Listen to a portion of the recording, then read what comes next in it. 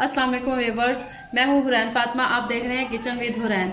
जैसा कि अब सर्दियाँ शुरू हो रही हैं, इनमें खांसी, नज़ला, ज़ुकाम और गला ख़राब आम सी बात है। इसके लिए मैं एक बहुत ही मुफीद और अच्छा आपको कावा बनाना बता रही हूँ। इसके लिए जो जो चीज़ें हमें चाहिए होंगी: अदरक, दालचीनी, लौंग, मलट्ठी, छोटी इलायची और शहद। अगर शहद अवेलेबल ना हो तो आप इसके जगह पे गुड़ या चीनी का इस्तेमाल भी कर सकते हैं। मैंने 2.5 कप पहले से पानी डाल के गर्म कर लिया है।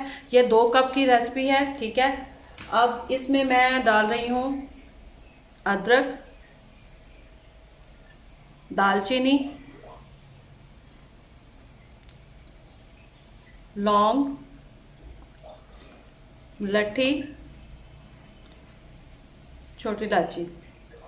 अब इसको तब तक पकने देना है जब तक ये कलर चेंज ना कर ले और ये 2.5 से 2 कप तैयार हो जाए।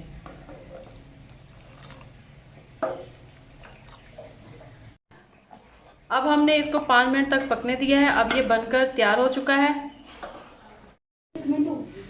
अब इसमें 1 चम्मच शहद ऐड कर लें। अगर आपके पास शहद अवेलेबल नहीं है तो आप इसके अंदर गुड़ या चीनी का इस्तेमाल भी कर सकते हैं।